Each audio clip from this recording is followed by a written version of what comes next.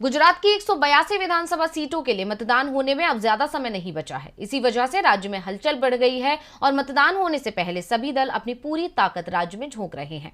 आज गुजरात में दिग्गजों का जमावड़ा लगा हुआ है। उसी कड़ी में कांग्रेस अध्यक्ष मल्लिकार्जुन खड़गे भी इस वक्त गुजरात में हैं और उन्होंने मीडिया को संबोधित किया। तो क्या कुछ बोले खड़गे, देखिए रिपोर्ट। गुजरात में अब जल्द ही मतदान होने वाला है और 1 दिसंबर को पहले चरण में 89 सीटों पर मतदान होगा। ऐसे में अब पहले चरण की सीटों के लिए जल्द ही चुनाव प्रचार खत्म हो जाएगा, इसलिए अब पार्टियां अपनी पूरी ताकत झोंक रही हैं।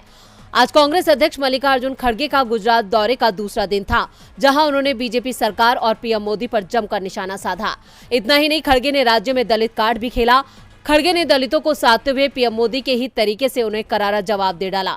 उन्होंने कहा कि आपके जैसा आदमी जो हमेशा क्लेम करते हैं कि मैं गरीब हूं, अरे भाई हम भी गरीब हैं, हम तो गरीब से गरीब हैं, हम तो अछूतों में आते हैं। कम से कम तुम्हारी चाय तो कोई पीता है, मेरी चाय भी नहीं पीता कोई, और फिर आप बोलते हैं मैं गरीब हूँ। मेरे को किसी ने गालियां दी, मेरी तो हैसियत क्या है। इतना ही नहीं, खड़गे ने दावा किया कि गुजरात की जनता कांग्रेस को समर्थन दे रही है और ये बात बीजेपी भी समझ चुकी है, इसलिए पार्टी में खलबली मची है और पूरे हिंदुस्तान की बीजेपी की फौज गुजरात में लगा दी है। इसके साथ ही खड़गे ने एक बार फिर बीजेपी को जुमले की सरकार बताया। गुजरात मॉडल पर भी सवाल खड़े करते हुए गुजरात में 3 बार बदले गए सीएम को लेकर भी निशाना साधा। उन्होंने कहा कि राज्य में बदलाव करने के बजाय उन्होंने 6 साल में 3 सीएम बदल दिए, जो ये दर्शाता है कि उन्होंने राज्य में काम नहीं किया।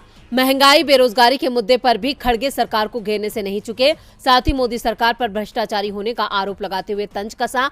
उन्होंने कहा कि मोदी जी के पास तो बड़ी सी वॉशिंग मशीन है, इसलिए उनके सभी नेता साफ सुथरे छवि वाले हैं। खड़गे लगभग हर मुद्दे पर गुजरात की बीजेपी सरकार और केंद्र की मोदी सरकार पर जमकर बरसे और दावा किया कि इस बार गुजरात में कांग्रेस की सरकार बनेगी। अब उनके दावों में कितनी सच्चाई है ये तो नतीजे ही बताएंगे, लेकिन फिलहाल कांग्रेस बीजेपी को कांटे की टक्कर देती नजर आ रही है।